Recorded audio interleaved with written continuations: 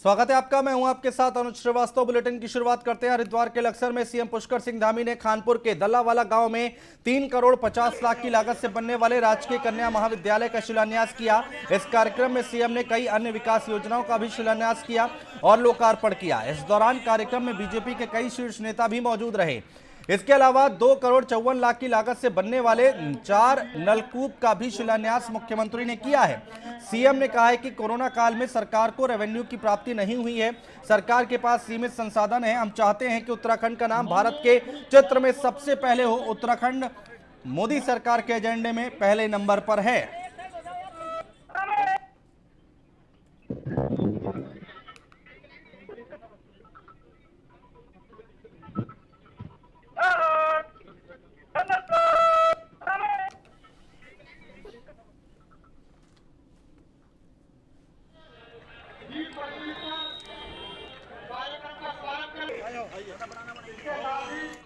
हो जाएंगे। आपने मेरा यहाँ से जब मैं बोल रहा था शायद आपने सुना नहीं। हमने कहा है हम जब घोषणाएं जो करेंगे उनको पूरा करेंगे, जो शिलान्यास करेंगे उनका लोकार्पण करेंगे। सर, नौकरियां जो हैं अभी आपने कहा है कि एक विंडो सिस्टम कर दिया जाएगा। क्या रहेगी व्यवस्था, किस तरह से रहेगा? नहीं, वो व्यवस्था हमारी प्रारंभ हो गई है। हमने कहा है कि नौकरियों की जो रखे जाने की प्रक्रिया प्रारंभ हो गई है, उसके अध्याचन हो गए और उसके विज्ञापन होकर 15 अगस्त के बाद जो है उनमें। और टोक्यो ओलंपिक में अपने शानदार प्रदर्शन से हैट्रिक गर्ल के रूप में पहचान बनाने वाली हॉकी खिलाड़ी वंदना कटारिया के घर पहुंचकर मुख्यमंत्री पुष्कर सिंह धामी ने उन्हें 25 लाख रुपए का चेक प्रदान किया है। साथ ही तीलू रौतेली पुरस्कार से भी सम्मानित किया है। मुख्यमंत्री ने टोक्यो ओलंपिक में वंदना के शानदार प्रदर्शन पर उन्हें बधाई दी है। वंदना कटारिया को उत्तराखंड सरकार ने महिला सशक्तिकरण के तहत बेटी बचाओ बेटी पढ़ाओ अभियान का ब्रांड एम्बेसडर भी बनाया है। मुख्यमंत्री ने कहा कि खिलाड़ियों को ज्यादा से ज्यादा सुविधाएं मिल सके, इसके लिए राज्य में नए खेल नीति बनाई जा रही है। उन्होंने वंदना कटारिया के उज्जवल भविष्य की कामना की है। इस अवसर पर कैबिनेट मंत्री डॉक्टर धन सिंह रावत, यतीश्वरानंद समेत वंदना कटारिया के परिवार वाले मौजूद रहे।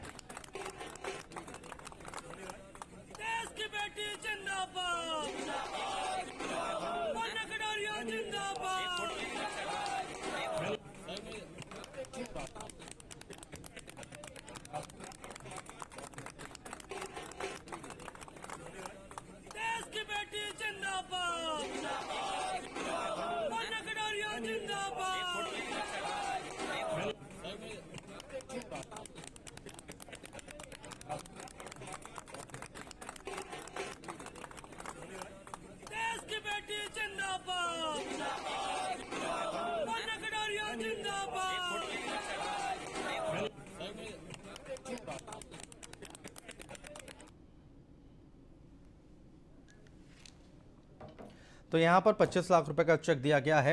मुख्यमंत्री पुष्कर सिंह धामी की तरफ से उनके घर जाकर उन्होंने उनको सम्मानित किया है।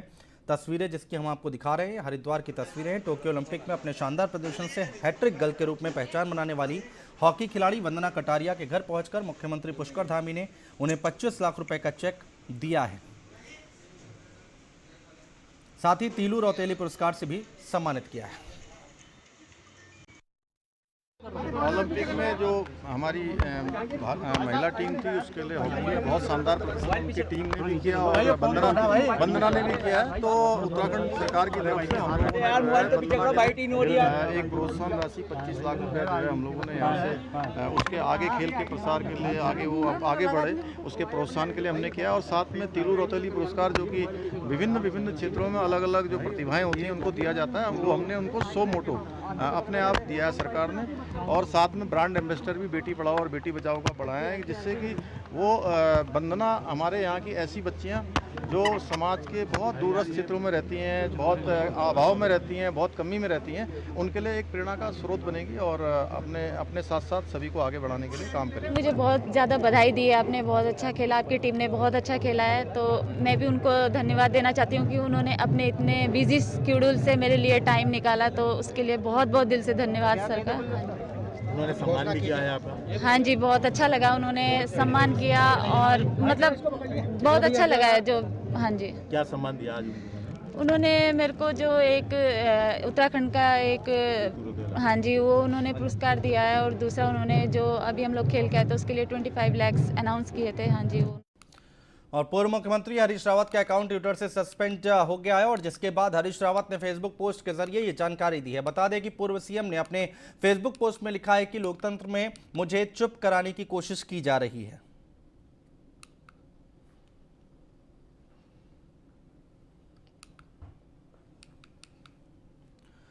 प्राइमरी टीचर भर्ती को लेकर डीएलटी बीटीसी ट्रेंड लोग प्रदर्शन कर रहे हैं और नंगे पांव थाली बजाते प्रदर्शनकारियों को पुलिस मुख्यालय के पास पुलिस ने रोक लिया। प्रदर्शनकारी अपनी मांगों को लेकर सचिवालय जा रहे थे। प्रदर्शनकारियों का कहना है कि सरकार 22,000 पदों को भरने की बात कर रही है, लेकिन अभ्यर्थी पहले ही प्रतियोगी परीक्षा पास कर चुके हैं। प्रदर्शनकारियों का कहना है कि 5 बार धरना प्रदर्शन कर चुके हैं।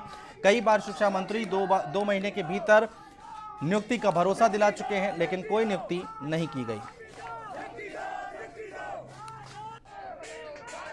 एक सूत्री मांग है, केवल एक सूत्री मांग, डाई डीएलएड बीटीसी बैच 2017-19 की पूर्ण नियुक्ति। जो अभी तक सरकार ने जो भर्तियां निकाली हुई हैं नवंबर 2020 में और 2018 से भी कुछ पद लंबित हैं, लगभग कुल मिला के 3,000 पदों पर सरकार भर्ती दबा के बैठी हुई है कोर्ट में। मुख्यमंत्री जी हमारे बात करते हैं 22,000 सरकारी नौकरियां हम देंगे, उसमें 5400 जो भर्तियां हैं वो प्राथमिक शिक्षकों की हैं, उसमें से 3,000 प्राथमिक शिक्षकों की भर्तियां 2018 से लटकी हुई है। सरकार कहीं ना कहीं पैरवी करने से और अपनी जिम्मेदारी से बच रही है। सरकार को इस चुनावी वर्ष में, कम से कम इस चुनावी वर्ष में हमारे संघर्ष को कोई ना कोई रिवॉर्ड जरूर देना चाहिए। और रुड़की में नकली दवाइयों पर ड्रग विभाग ने छापेमारी की है, जिसके बाद दवाई निर्माताओं में हड़कंप मच गया है। ड्रग इंस्पेक्टर मानवेंद्र सिंह राणा ने ये छापेमारी की है। इस दौरान नकली दवाइयों को रुड़की से प्रयागराज ले जाया जा रहा था। जानकारी के मुताबिक दवाइयों की 3 खेप प्रयागराज भेजी जा रही थी। बता दें कि मुखबिर की सूचना पर नकली दवाइयों के कोरियर पर छापेमारी की गई।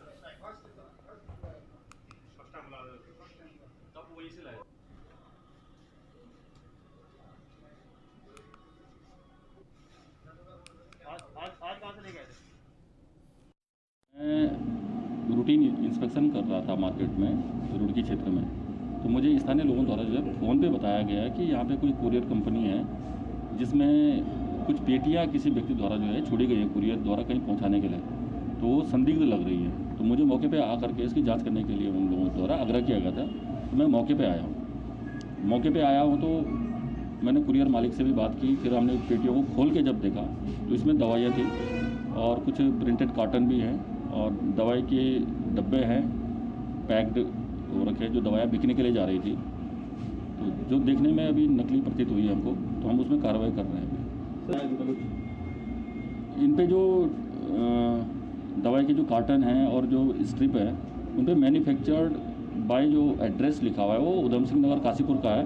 मैं रूटीन इंस्पेक्शन कर रहा था मार्केट में, रुड़की क्षेत्र में, तो मुझे स्थानीय लोगों द्वारा जो है फ़ोन पे बताया गया कि यहाँ पे कोई कुरियर कंपनी है जिसमें कुछ पेटियाँ किसी व्यक्ति द्वारा जो है छोड़ी गई है कुरियर द्वारा कहीं पहुँचाने के लिए, तो वो संदिग्ध लग रही है। तो मुझे मौके पे आकर के नैनीताल हल्द्वानी रोड स्थित धर्मशाला के पास चलती कार में आग लगने का मामला सामने आया है। आग लगने से पहले तो हड़कंप मच गया और लेकिन उसके बाद स्थानीय लोगों की सूझबूझ से आग पर काबू पा लिया गया। जानकारी के मुताबिक हल्द्वानी निवासी मनीष जोशी की कार के पिछले हिस्से में आग लगी थी, जिसके बाद दमकल की टीम को सूचना दी गई और आग पर काबू पाया गया।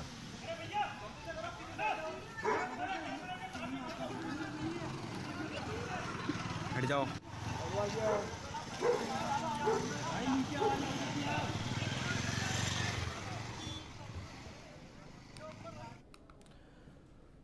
हल्द्वानी में पहाड़ों पर हो रही मूसलाधार बारिश की वजह से दमुआ ढूंगा का रकसिया नाला उफान पर है, तो वहीं नाले पर अतिक्रमण के चलते लोगों के घरों में पानी घुस रहा है, जिसको लेकर कांग्रेसी कार्यकर्ताओं और लोगों ने कांग्रेस के प्रचार समिति अध्यक्ष सुमित हृदय के नेतृत्व में सिटी मजिस्ट्रेट को ज्ञापन सौंपा है।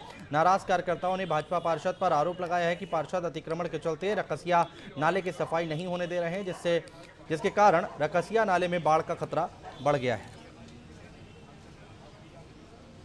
दादा एक मिनट, कोई एक शॉट बनता है, फिर नीचे कर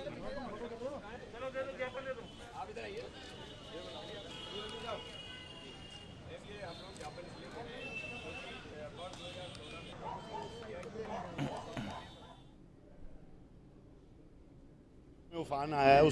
इन नालों के अगल बगल में गरीब लोग कई वर्षों से रहते, उनकी सुरक्षा दीवारें गिर गई, कुछ बह गई, एक के मकान का स्लैब बह गया। तो हम लोग जब वहाँ पहुँचे अगले दिन हमने प्रशासन के संज्ञान लेने के बाद हमने व्यक्तिगत साधनों से वहाँ जेसीबी पहुँचवा दी। कलसिया नाले पे भी पहुँचवाई काठगोदाम में, रक्सिया नाले डम्मरडुआ में। तो एक भाजपा के जो नेता जो पान मसाला खाने के ज़्यादा शौकीन हैं, उन्होंने दूसरे को कार्य करते हुए देखते उन्हें परेशानी और दिक्कत और दर्द और पीड़ा हुई और उन्होंने तुरंत प्रशासन शासन को अपनी सरकार का रुतबा दबदबा दिखा के कार्य रोकने को तुरंत बोला। साथ के मनमानी चल रही है, जब से बीजेपी आई है हमेशा अपनी तानाशाही करती रही है।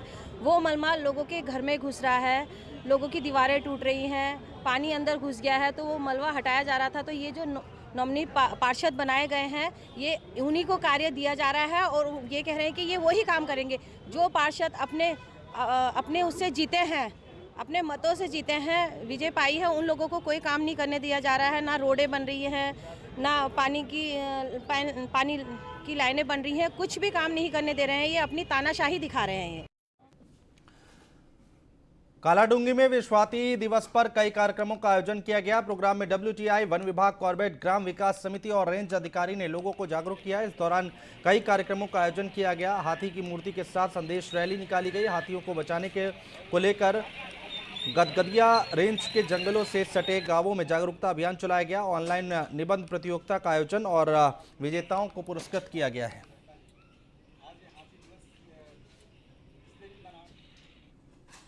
हाथी दिवस 12 अगस्त को मनाया जाता है, जो कि एशियन और अफ्रीकन हाथी दोनों के संरक्षण के लिए और पब्लिक में जागरूकता पैदा करने के लिए इसको मनाया जाता है। आज के दिन में हम कालाडूंगी रेंज स्टाफ और कॉर्बेट ग्राम विकास समिति, wild life trust of India के तत्वाधान में ये एक हाथी के साथ एक रैली का आयोजन किया जा रहा है, जो कि कालाडूंगी से लेकर चकलवा तक जाएगी और चकलवा इंटर कॉलेज में इसका समापन किया जाएगा। तो हाथी दिवस जो है मनाया जाता है, पूरे विश्व में मनाया जाता है और इसका उद्देश्य ये है कि हाथी का संरक्षण हो, संवर्धन हो। कि हाथी बहुत बुद्धिमान है और ये जो हमारे कॉरिडोर जितने भी हैं वो बंद हो चुके हैं। तो जहाँ जहाँ कॉरिडोर बंद होता है वहाँ हाथी हिंसक हो गया है। हमारे कालाडूंगी गदगदिया रेंज का जो है कॉरिडोर अभी सुरक्षित है, इसलिए हाथी यहाँ हिंसक नहीं है। तो मैं जो कॉरिडोर के आसपास के ग्रामवासी हैं, ग्रामीण हैं, उनको जो है जागरूक करने का कार्यक्रम आज हम लोग कर रहे हैं, हाथी दिवस। और फिलहाल हमारे इस बुलेटिन में इतना ही। नमस्कार।